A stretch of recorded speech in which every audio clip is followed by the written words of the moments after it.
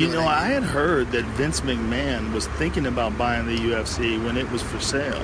Oh, I'm you know how crazy that would have been if he took over? He's bought all of his other competition except for boxing throughout history. And I don't think the UFC is obviously not competition, but I think it would have been interesting to see what he would have done. It would have been interesting to see if he would have let it keep building or if he would have just cut it out and disintegrated it. Well, it's also interesting to see whether or not it's problematic to have a guy from the showbiz side of athletics, which there's no doubt about it, those pro wrestlers are fucking athletes. Yeah. You can't look at Brock Lesnar and tell me he's not an athlete. You can't look at John Cena, tell me he's not an athlete. The Rock, all those guys, they're fucking stud athletes, no doubt about it. Dust. Yeah. I don't know, the gay guy? Yeah, Sparkles? That's the guy that, yeah, exactly. Well, like when Brock Lesnar did that 360 flip in the air and landed on his fucking head and still finished the match, like, okay, that's...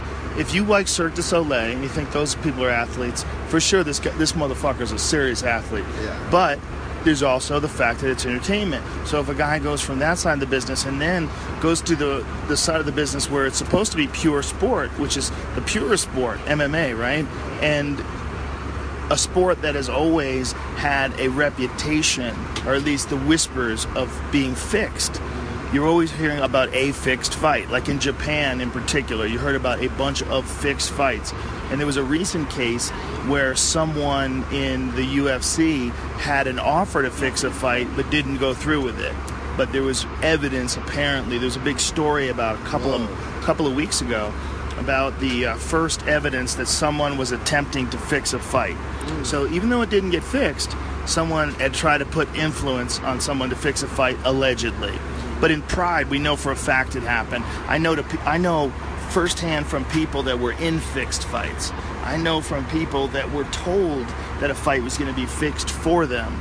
So it's not speculation whether or not there was fights that have been fixed in the past. So to have a guy like Vince McMahon come over and run things, there would have to be a very clear delineation. I think he'd have at least really good ideas. I don't know if dude, no doubt about it. Miles an hour, but I know this: the Diaz brothers would be fighting, and it would be crazy shit. It'd be Conor versus Nick after the Nate thing, and it would be.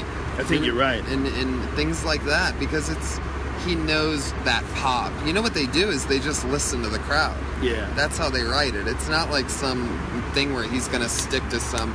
Well, sometimes he does. That's why everybody hates that one guy, Roman Reigns, because he just keeps letting him win, which is like, for the first time, a storyline that we've never even heard of. Because the crowd hates this guy, but they keep letting him win. So now he gets nothing but heat. Nothing but booze, because we're like, fuck this guy, he sucks. Why? We know you're going to let him win. It makes no sense. So he's fucking with us really good. But other than that guy, other than that exception, he listens to the crowd. And like, you know, I mean, it's just another perfect example. Looking back at the Nunes-Ronda thing, looking at that analogy, he would have focused on the Diaz brothers, and he would have focused on Nate waking up and smoking a joint and going for a run. Like, he would embrace that side of that storyline, because that is the interesting part. That's what everybody's saying about, you know, the John Jones Cormier thing over at that presser is like, I did cocaine all weekend and beat you up. But the Diaz brothers have been running triathlons while drinking tequila and smoking joints like it's nothing. Like, they don't even think about that. It's like how we have a cup of coffee in the morning. They literally smoke a joint. I read it in a thing. They smoke a joint before getting up and going on a 10-mile run. Get the fuck out of here. These guys are animals, and that should be embraced. That should be talked about. That should be part of their storyline. That's what I love about them, is because, by the way, even though I'm not a super athlete, that's sort of how I live. I like smoking pot. I like drinking at night with my friends, and I think I still can get my work done and do all that and have fun and be productive, and that's sort of where I connect with those guys and why I like their style. Granted, I'm a comedian. It's more fitting for my lifestyle to be able to smoke pot and drink, but I think that them being able to do all that's inspirational and goes to show you that you can have fun and work hard and have fun.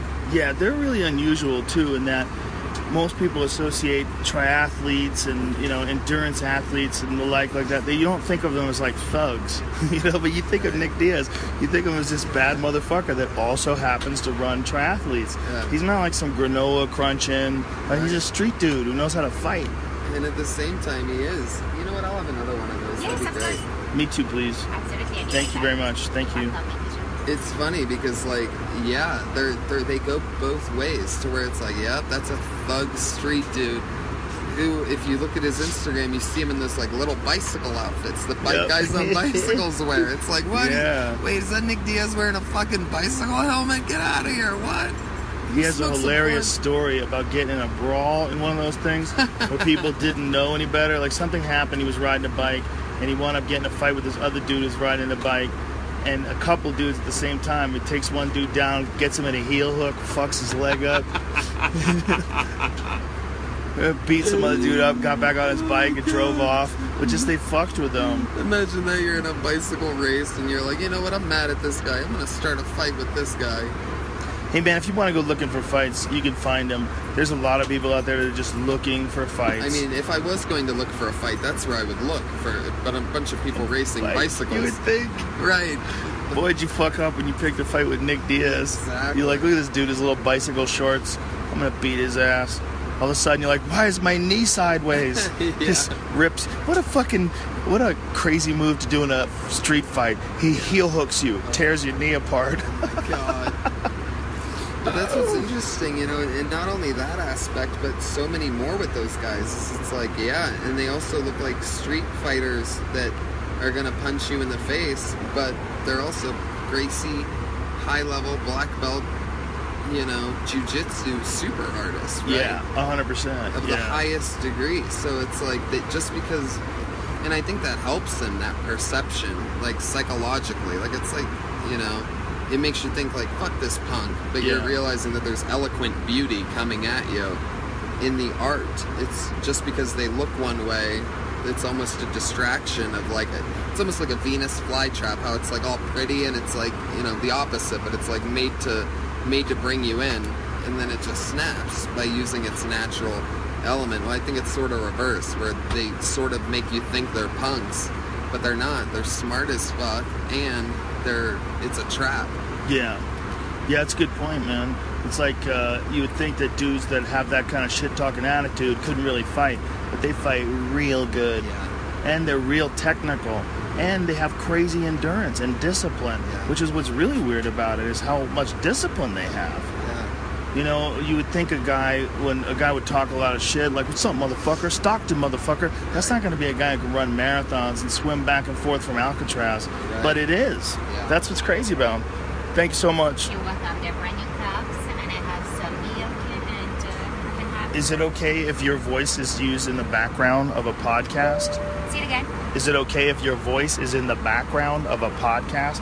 We're recording something. Many people are going to listen to us. Is that okay? Really? That's fine. It's You okay? get on my accent, yeah. No, they love it. You have a beautiful accent. Oh, you're sweet. Thank you. What is that, French? It's French, yeah. It's very pretty. What podcast is it about? It's just a comedy podcast that we do sometimes. We do one on a plane on occasion. Yeah. All Very right. good. Thank you. Everything good? All right. Thank you. You're welcome. My pleasure. What's your name again? Sylvie. Sylvie. That's right. Thank you, Sylvie. Nice to meet you. You're welcome. Sylvie's our guest for this evening, ladies and gentlemen. You heard it. Sylvie, a lovely lady with a beautiful accent.